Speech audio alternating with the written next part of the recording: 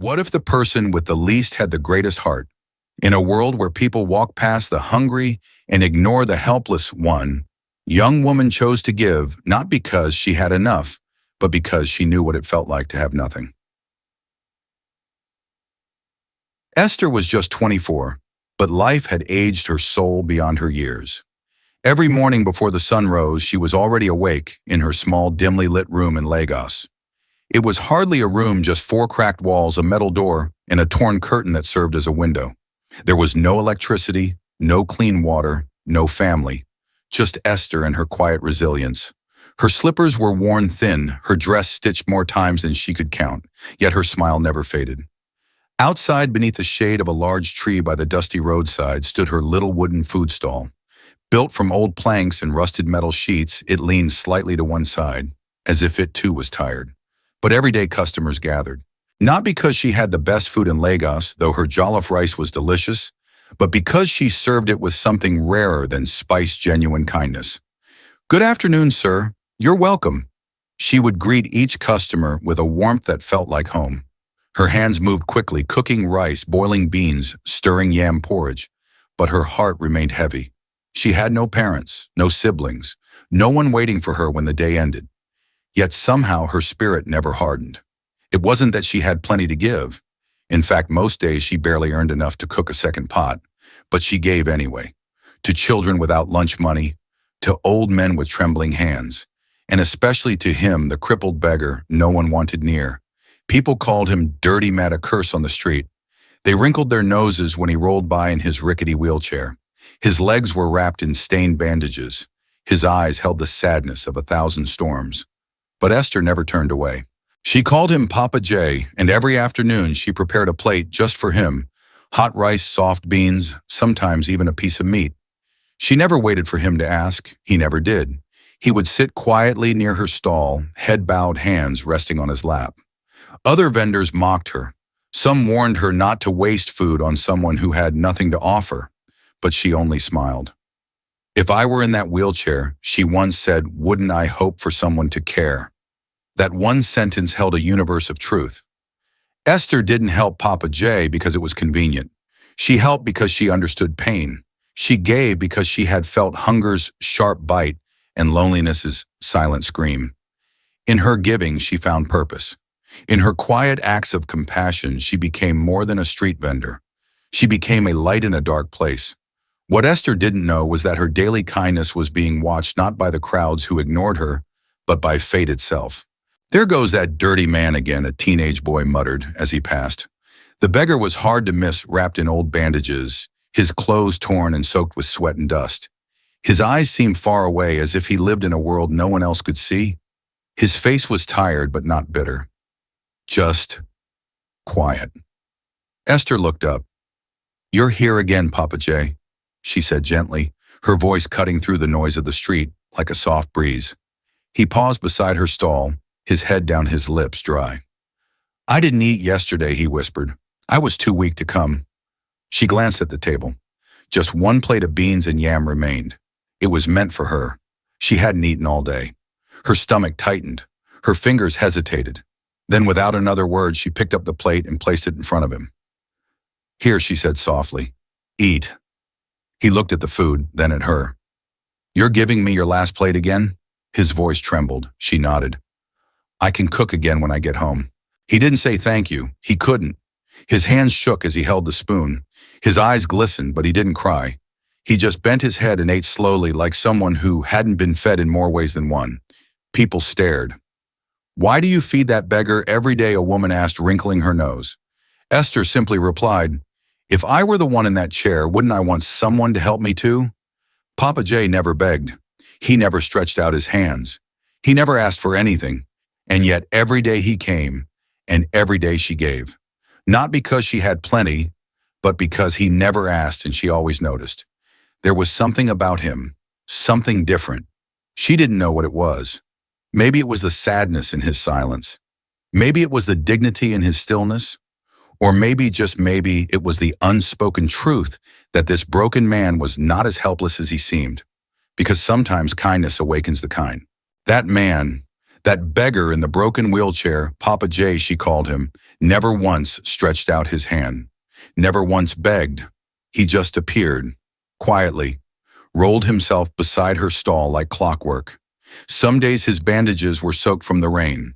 Other days he looked like he hadn't slept, but his posture stayed the same, head bowed, hands folded on his lap, eyes somewhere far away. And every day without fail, Esther brought him food. Rice, sometimes beans or yam porridge. Even when she only had one plate left, she gave it to him. Even when she hadn't eaten, she still handed it over. And she never said, "This is all I have." She never made a scene. She never asked for thanks. "You're giving me your last plate again," he once whispered, his voice barely rising above the street noise. She just smiled. "I can cook again when I get home." He looked at her for a long time, then as if trying to remember her face, this strange girl who kept choosing him over herself. And it wasn't just once or twice, it became a rhythm, a ritual, a quiet promise. He came, she gave. No words, no fuss, no applause. And people noticed, not in admiration, but confusion. "Why do you waste food on him?" a passerby asked. Esther only shrugged. "If I can help and I don't, what kind of heart do I have?" But even she didn't realize the power of what she was doing. Because it's one thing to give when someone asks. It's another to give when no one is watching. No cameras, no rewards, no promises. Just love. Esther's kindness wasn't loud. It didn't come with fireworks. But it came every day with a warm plate and a warm smile. And unknown to her, every quiet act was planting a seed. Seeds that the world didn't see but fate did. And one day those seeds would bloom into something far beyond her imagination. Because life has a way of circling back. And those who give with pure hearts often receive more than they ever thought possible. What happens when the one person you never expected to care about suddenly disappears? She fed him every day, never asking for anything in return. But one morning his chair sat empty, and what followed would shake her to her core. The sound was missing. That familiar creak, creak, creak of the broken wheelchair never came. The spot under the tree beside Esther's stall where he always sat remained empty. The dust didn't settle the same way. The street didn't sound the same. And in Esther's chest, something quietly snapped. She didn't panic at first. Maybe he was late. Maybe he was sick. But as the sun climbed higher and the crowd thickened, her eyes never left that space. That one quiet space where he always sat. She served food like usual, smiled at customers like always, but her smile was hollow like a paper lantern in the rain. By noon, she stepped out and walked down the road, searching both ends of the street with tired, anxious eyes. "Did you see Papa J today?" she asked Mama Titi, who sold vegetables nearby. "That old beggar? Maybe he crawled to another street," Mama Titi said with a laugh, waving her hand dismissively. "Man's got no legs." But Esther didn't laugh. She asked the boys selling sachet water. She asked the motorbike riders. She even asked the woman who always scolded her for feeding him. No one had seen him. That night she didn't sleep. She sat in her small, dim room, clutching the empty plate she had saved for him, the plate he didn't come to receive.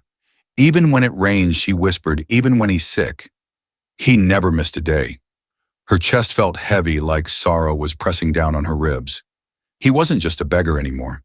He had become part of her life, part of her rhythm, a silent presence she counted on. A soul who asked for nothing but somehow gave her a reason to keep cooking, keep giving, keep hoping. Days passed, still no sign. The world kept moving, but her heart stood still. Her food tasted bland, her smiles faded. She couldn't eat, couldn't think. That empty space beside her stall became a wound that refused to close. And that's when the fear crept in, not just that he was gone, but that something bad had happened. Something serious, something final. It's a strange kind of heartbreak, the kind that comes not from losing someone you love, but from losing someone who reminded you what love looks like. And Esther realized something deeply painful. She hadn't just been feeding a stranger. She had been connecting with a human soul, day after day, without words, without expectation. And now that soul was missing. But what she didn't know was that this absence wasn't an ending. It was the beginning of a revelation. Because sometimes when life goes quiet, That's when destiny begins to speak. What would you do if a stranger handed you an envelope and told you to come alone? For Esther, the answer wasn't just about courage, it was about trust, fear, and a destiny she never saw coming. The brown envelope didn't look special. No name, no logo, just plain paper sealed with uncertainty. Esther held it in her trembling hands as the stranger walked away without another word. The car he came in had already disappeared down the road, leaving behind only dust and questions. Her heart thudded in her chest. Slowly she tore it open. Inside a white slip of paper. Only a few words typed in a simple font. Come to Green Hill Hotel by 4 p.m. Don't tell anyone. From a friend. She read it once. Then again. Green Hill Hotel, a friend. But she had no friends with that kind of money, and she had never stepped foot in a hotel, much less one with a name that sounded expensive. She looked up at the gray sky, then back down at the message. Her mind swirled with worry and wonder. Who had sent this? Why, her, and what did they mean? Don't tell anyone. By 3:30 p.m., her hands still shaking, Esther stood in front of her little shop staring at the rusty lock in her hand. For a moment she hesitated. Then with a deep breath, she turned the key twice. God, please go with me, she whispered. The ride through Lagos was a blur. The streets were busy, full of shouting vendors and honking cars. But inside the tricycle, Esther sat in silence, clutching the envelope like a lifeline. Her mind raced. Her stomach turned. Something told her this wasn't ordinary. This wasn't random. As they approached the hotel gates, her breath caught in her throat. The building was tall, almost shining in the afternoon light. Clean glass windows, polished walls, security guards at the entrance wearing dark sunglasses. She stepped out slowly, unsure of every step. One of the guards moved toward her. Good afternoon, madam. Who are you here to see? I got this letter, she said, handing him the note. It says to come here. The guard looked at the paper, nodded, and smiled. Someone's been waiting for you. Before she could respond, a man in a black suit appeared at the door. Come with me, please, he said without emotion. Esther followed, her heart pounding louder with every step. The hallway smelled like flowers and money. Her legs felt weak. The man stopped in front of a tall brown door and turned to her. Someone is waiting inside. She nodded slowly. Her hand reached for the doorknob. And in that moment, standing in a hotel she never dreamed of entering, with her past behind her and her future on the other side. Esther knew one thing. This was not just a visit. This was a turning point. Because sometimes the quietest moments in life are just the pause before everything changes. What if the beggar you fed on the street turned out to be one of the richest men in the country? Esther opened the door expecting nothing. What she found inside changed her life forever.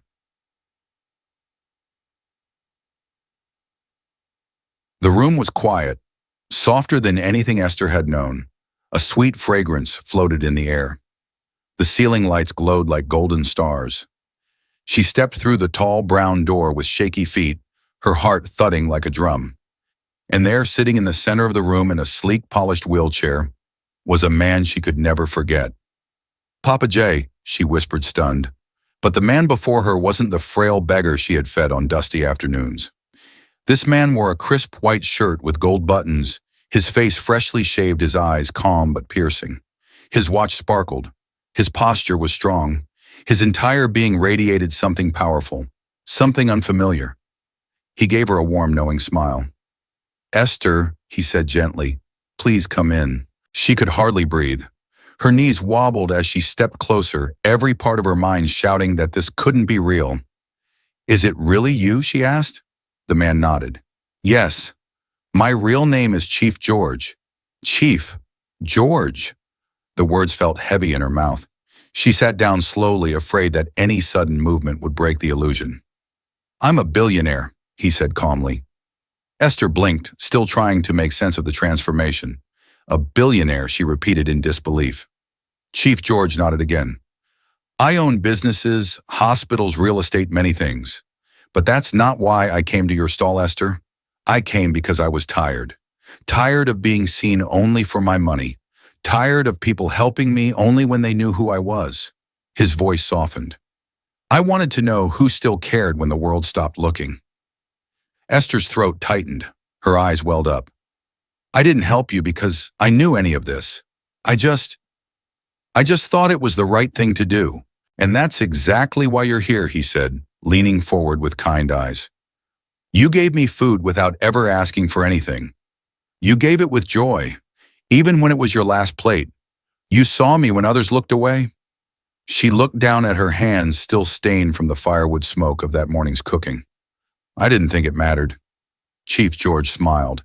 It mattered more than you know. Then without warning, he pushed against the arms of the wheelchair and stood. Esther gasped. You can walk, he nodded again. Yes.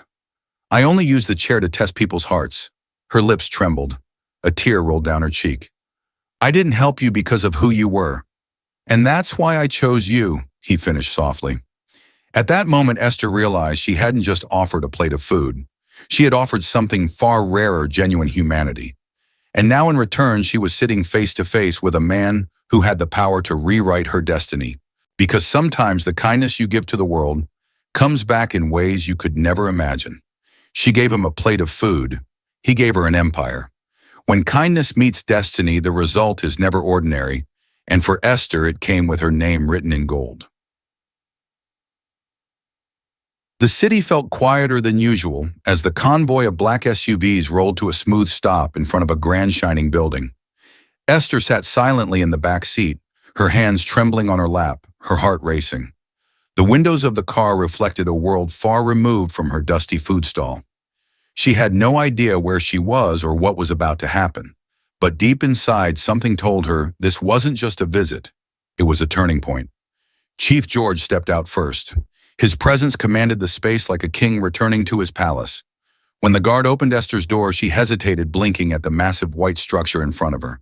It stood tall in wide glass windows stretching from floor to ceiling, smooth marble walls catching the sunlight, gold-plated door handles gleaming like a crown. Then she saw the signboard at the entrance. Her breath caught. Esther's Place, home of sweet meals. She froze.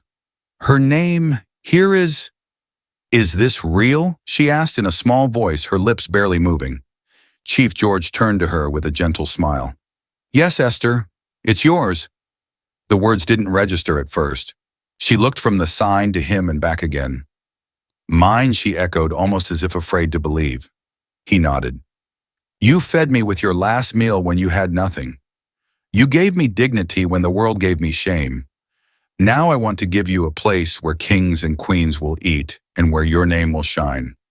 Esther's hands flew to her mouth as tears filled her eyes. She followed him to the door. Her steps were slow and steady, like someone walking through a dream. When she entered, her knees nearly gave out. The floor shimmered like glass. The tables sparkled with gold accents. Soft music played from hidden speakers. The lights above looked like falling stars. The air smelled of lemon lavender and success. In the back was a gleaming kitchen filled with stainless steel deep freezers, chef uniforms, and industrial ovens she had only seen on TV. Everything was spotless. Perfect. She turned to Chief George, voice shaking. You bought all this? For me, he nodded once more. You earned it. You didn't wait to be seen to do good, you simply did it. And the world needs more people like you in charge. Esther collapsed to her knees, tears streaming down her cheeks. She wasn't just crying, she was releasing a lifetime of struggle, hunger, loneliness, and invisible sacrifices. I don't have the words, she whispered. You don't need words, Chief George said, placing a hand on her shoulder. Your kindness already spoke for you. And just like that, Esther's life changed forever. But not because she wished for it, because she lived for others. And now her name wasn't just on a building, it was written in the hearts of everyone who would walk through those doors and taste the legacy of love that built it. She went from feeding one beggar to feeding thousands. With a heart that never forgot where it came from, Esther turned her greatest blessing into a mission that now touches countless lives. Success didn't change her. Money didn't make her forget. While others might have traded compassion for comfort, Esther kept her heart right where it began, on the streets beside the forgotten. Even though she now sat in an office with glass walls, marble floors, and her name engraved in gold on the door, she never stopped thinking about those who had no one, no food, and no hope. She remembered what it felt like to be invisible, to be hungry to eat last or not at all.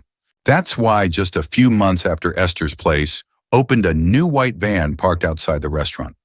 It wasn't for supplies. It wasn't for rich clients. Painted on the side were the words Esther's Food Love, feeding the hungry. Every week that van rolled out across the city, beneath bridges, beside bus stops, near crowded markets where people sat on sidewalks and waited not for money but for mercy. Children with dusty feet, elderly men with shaking hands, mothers with hungry babies. And Esther was there every time, handing out hot meals in clean containers with a gentle smile and kind words. "Eat well," she would say. "You are not forgotten." Volunteers joined her, waiters, cooks, even strangers who had heard her story. They filled the van with rice, beans, yam, and sometimes small bottles of cold water. They didn't just serve food, they served dignity. One afternoon, as they pulled up beside a narrow alley where street kids had gathered, one of her staff members asked, "Madam, why do you still come out here yourself? You have chefs now, managers.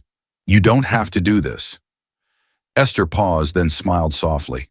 She placed her hand gently on her chest.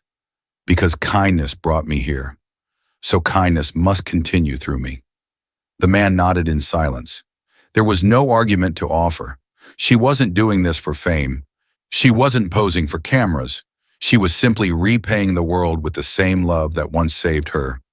And while others saw a business owner, the people in the streets saw something more. They saw hope wearing an apron. They saw proof that the world hadn't forgotten them completely.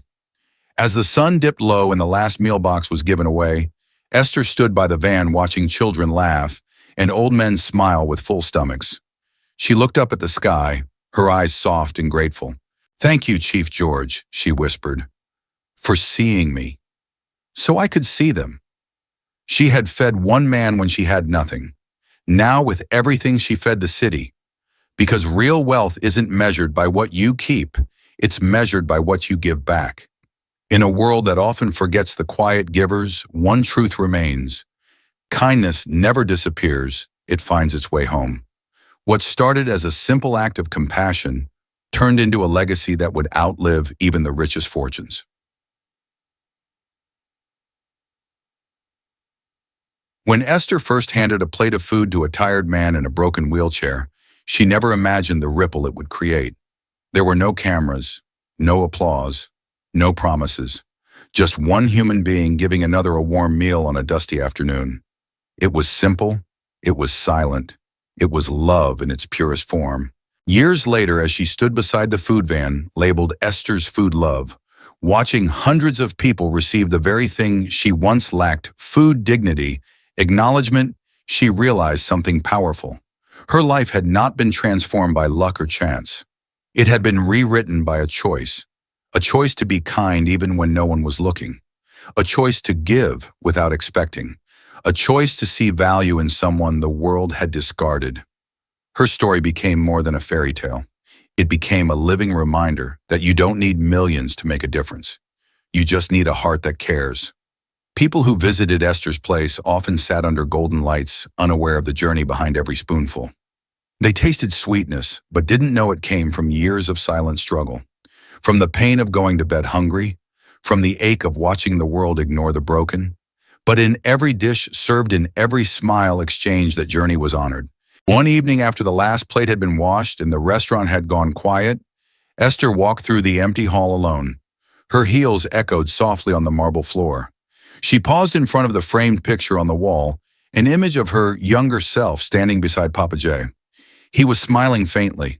She was holding a plate of food. She reached out and touched the glass with her fingertips. "You were the test," she whispered, "and I passed not because I knew, but because I cared." Kindness, she had learned, is never wasted, even when unnoticed, even when unreturned. It plants itself like a seed, quiet and visible, until one day it grows into something life-changing. And sometimes the smallest acts echo the loudest across time. So what about you? Maybe you don't have much.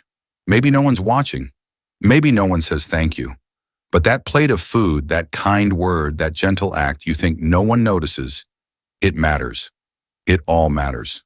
Because the world may forget titles, wealth, or fame, but it never forgets kindness. And when you lead with a generous heart, life has a way of returning it, folded in grace, wrapped in blessings, and delivered at just the right time. What if the story you just heard wasn't just a story, but a mirror? A reminder that even in your ordinary life, your smallest act of kindness could become someone else's turning point. Sometimes the stories that stay with us the longest are not the loudest or the most dramatic. They're the quiet ones, the ones where someone gives without asking, forgives without explanation, or loves without condition. Esther's story is one of those rare stories, a reminder that true wealth lies not in what we have, but in what we give. And perhaps more importantly, how we give it without expecting anything in return. She didn't wear a cape. She didn't have a large platform. She was just a girl selling food on the side of the road, barely getting by. But when she saw someone in need, she didn't ask questions. She didn't look away. She simply reached out. And because of that one small decision, the world reached back. So as you sit with this story, I ask you to reflect. When was the last time you gave something that truly mattered? A meal, a smile, a moment of your time? You may never know the impact. You may never hear the words thank you. But the universe keeps the score of the unseen, and kindness is never forgotten, even if it takes time to return. Esther didn't give with the hope of reward. She gave because it was the right thing to do. And in the end, her kindness didn't just change her life, it created a ripple effect that fed a city and inspired thousands. Maybe you're in a place right now where you feel unseen, where your efforts feel small, where your heart is tired from giving and not receiving. If that's you, don't stop. Don't close your heart, because one act of compassion done in silence may be the seed of a miracle you'll one day walk into. And if this story touched you even just a little, I invite you to do one small act in return. Like this video to help it reach more hearts. Share it with a friend who needs to remember that kindness still exists. Comment below. What did this story make you feel? Have you ever experienced kindness from a stranger? And most importantly, subscribe to this channel and turn on the notification bell, because we have more stories like this.